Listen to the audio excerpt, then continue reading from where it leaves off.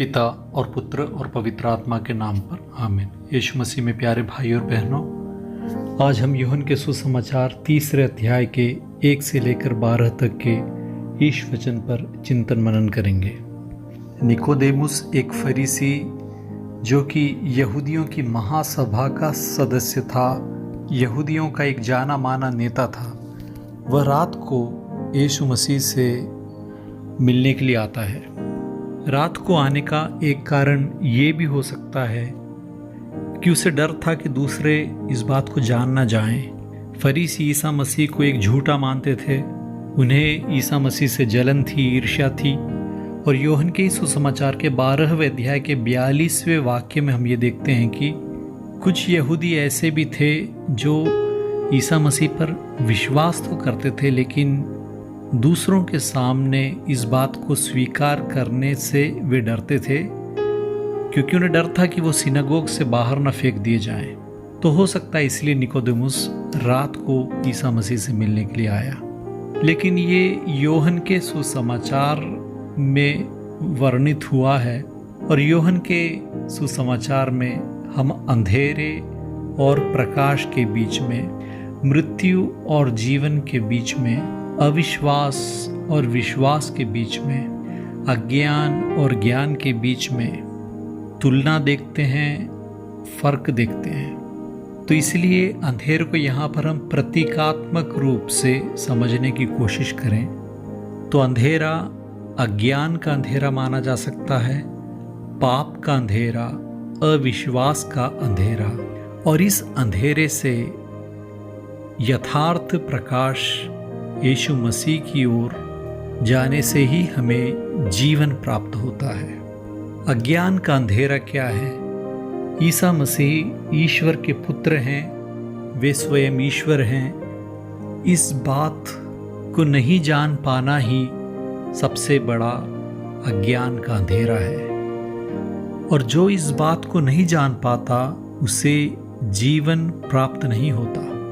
यूहन्ना के सुसमाचार 17वें अध्याय के 3 वाक्य में हम ये पढ़ते हैं कि एक ही सच्चे ईश्वर को और ईसा मसीह को जिसे तूने भेजा है, इस बात को जानना ही अनंत जीवन है, ऐसा स्वयं ईसा मसीह ने कहा था। तो क्या है यूहन्ना के सुसमाचार के अनुसार सबसे बड़ा ज्ञान?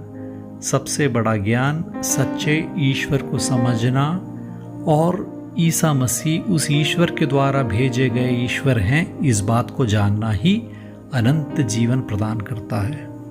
निकोदेमुस हर एक ऐसे इंसान का ही प्रतीक है जो अज्ञान के अंधेरे में है, पाप के अंधेरे में है, अविश्वास के अंधेरे में है। उन सबको ईसा मसीह किस प्रकार प्रकाश की ओर आने के लिए पुकारते हैं, क्योंकि वो स्वयं प्रकाश हैं।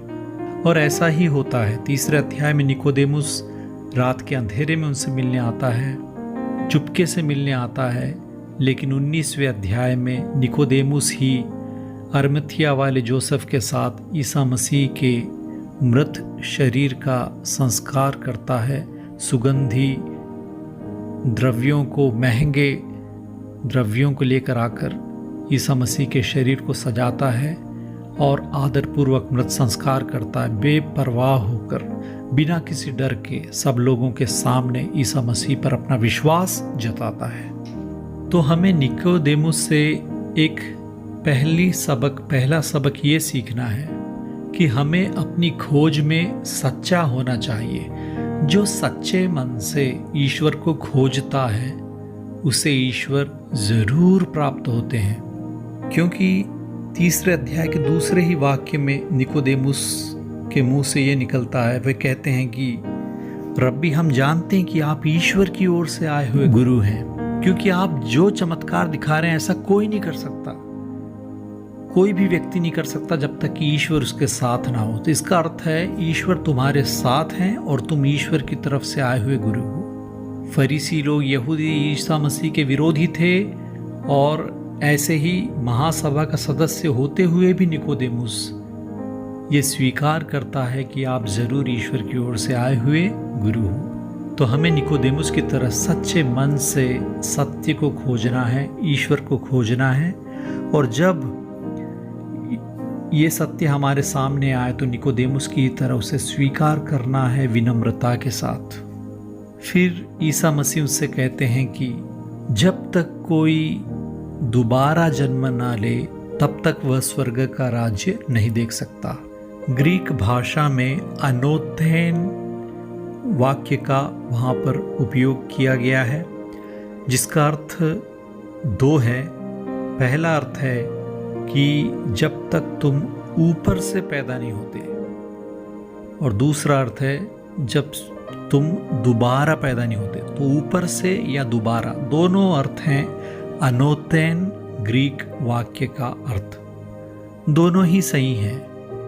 यदि स्वर्ग राज्य को देखना है और स्वर्ग राज्य में प्रवेश करना है तो इंसान की अकेली खोज से, हमारी मेहनत से ही यह संभव नहीं है। चाहे हम कितनी भी कोशिश कर लें, अपने बलबूते पर, अपनी खोज में, अपनी शक्ति से हम स्वर्ग राज्य को नहीं ढूंढ सकते, स्वर्ग राज्य में प्रवेश नहीं कर सकते। हमें ऊपर से मदद मिलनी चाहिए। जब तक हमें ऊपर से जन्म नहीं मिलता, जब तक हमें दोबारा जन्म नहीं मिलता, ऊपर से जन्म लेना अर्थात दोबारा जन्म लेना। पहला जन्म तो हमें अपनी माता की गर्भ से हुआ है। माता ने जब हमारी माँ ने जब हमें जन्म दिया तब हमारा पहला जन्म हुआ। लेकिन हमारा दूसरा जन्म क्या है? हमारा दूसरा जन्म बपतिस्मा है। यह पवित्र आत्मा का कार्य है। दूसरा जन्म हमारे बलबूते पर नहीं होता, हमारी मेहनत से नहीं होता, हमारे द्वारा संभव नहीं है। वह पवित्र आत्मा के द्वारा किया जाता है।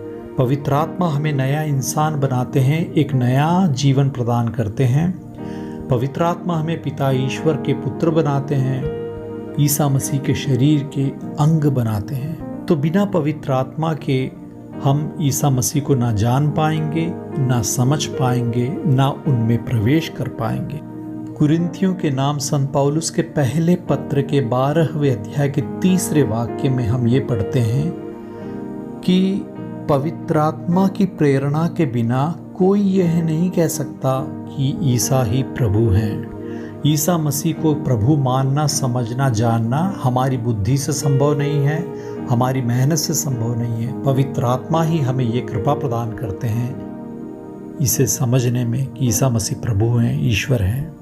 तो ये है ऊपर से आने वाला ज्ञान, पवित्र आत्मा के द्वारा दिए जाने वाला ज्ञान। नया जन्म हमें पवित्र आत्मा प्रदान करते हैं और इसके ही द्वारा हम स्वर्ग राज्य को देख पाते हैं और उसमें प्रवेश कर पाते हैं। क्या है स्वर्ग राज्य? योहन के सुसमाचार में यह हम सिर्फ 3 ही अध्याय में देखते हैं, 3 और 5वें वाक्य में। ईश्वर का राज्य स्वयं ईसा मसीह हैं।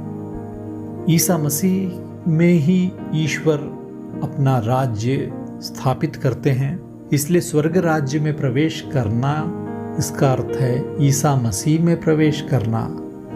स्वर्ग राज्य को देखना, इसका अर्थ है ईसा मसीह को देखना, ईसा मसीह में जो ईश्वर है उसे देखना, ईसा मसीह को ईश्वर मानना, समझना और उनका हो जाना। तो आज के सुसमाचार का दूसरा संदेश ये है कि पवित्र आत्मा खुद हमें ईश्वर का बनाना चाहते हैं, ईसा मसीह पर विश्वास करना सिखाते हैं, पिता ईश्वर के पुत्र बनाते हैं। इसलिए ईसा मसीह एक उदाहरण देते हैं कि 8वें वाक्य में, पवन जिधर चाहता उधर बहता है। आप उसकी आवाज़ सुनते हैं तो यह नहीं जानते कि वह किधर से आता और किधर जाता है। जो आत्मा से जन्मा है वह ऐसा ही है। पवित्र आत्मा भी उस पवन की ही तरह है। वे कहाँ से आते हैं हम नहीं समझ पाते, लेकिन उसकी आवाज़ ज़रूर समझते हैं। पवित्र आत्मा किसी भी व्यक्ति को कभी भी छू सकते हैं। विश्वास का दान भी पवित्र आत्मा हमें प्रदान करते हैं। लेकिन हमें क्या करना है? यह है आज का तीसरा सबक। विश्वास पवित्र आत्मा के द्वारा दिया गया दान है, जिसे हम बपतिस्मा के अवसर पर ही प्राप्त करते हैं।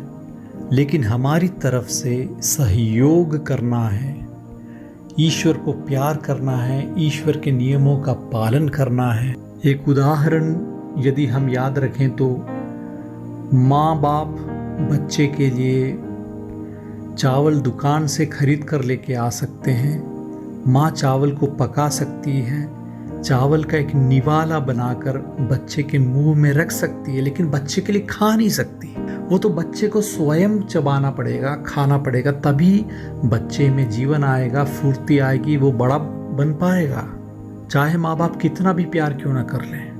उसी प्रकार पवित्र आत्मा हमें ईसा मसीह की ओर ले जाना चाहता है, ईसा मसीह की तरह बनाना चाहता है, स्वर्ग में लेके जाना चाहता है, लेकिन उनके अकेले चाहने से कुछ नहीं हो पाएगा। हमें भी सहयोग करना है। पवित्र आत्मा निवाला बनाकर हमारे मुंह में रख सकते हैं, वह पवित्र आत्मा की कृपा है, लेकिन उस निवाले को चबाना हमारा काम है, वह हमारा उत्तरदायित्व है, हमारा सहयोग है ईश्वर की कृपा के प्रति। तो हम कैसे सहयोग करते हैं? हम विश्वास करते हुए अपना सहयोग जताते हैं। हम विश्वास करें, प्रभु के वचन पर विश्वास करें। क्या है विश्वास? अपने दिल को प्रभु के हाथों में हवाले कर दो, यही विश्वास है।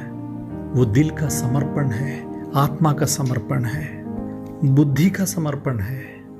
ईसा मसीह यही कहते हैं कि मैं तुम्हें दुनिया की बातें बता रहा हूँ, तुम्हें समझ नहीं आ रहा, इतने बड़े गुरु होने के बावजूद तुम्हें स्वर्ग की बातें बताऊं तो तुम कैसे यकीन करोगे? तो विश्वास पवित्र आत्मा हमें दान के रूप में प्रदान करते हैं, लेकिन हमें अपनी तरफ से, क्योंकि ये प्रभु ने कहा है, प्रभु का वचन है, अपने दिल और आत्मा और मन को समर्पित करते हुए, बुद्धि को समर्पित करते हुए उस पर विश्वास करो और धीरे धीरे समझने की कोशिश करो। ऐसा नहीं कि सब कुछ समझने के बाद ही मैं विश्वास करूंगा। पहले विश्वास करो और इस विश्वास में आगे बढ़ते जाओ। यही विश्वास तुम्हारे जीवन की ज्योति है और धीरे धीरे प्रभु हमें ये समझा देंगे, हमें समझ में आ जाएगा कि विश्वास करना हमारी बेवकूफ़ी नहीं थी, वह एक बहुत बड़ी समझदारी थी। ऐसा ही निकोदेमुस को धीरे धीरे समझ आता है और यूहन्ना के सुसमाचार के सबसे आखिरी में निकोदेमुस अब पूरी तरह से विश्वास में आगे बढ़ जाता है।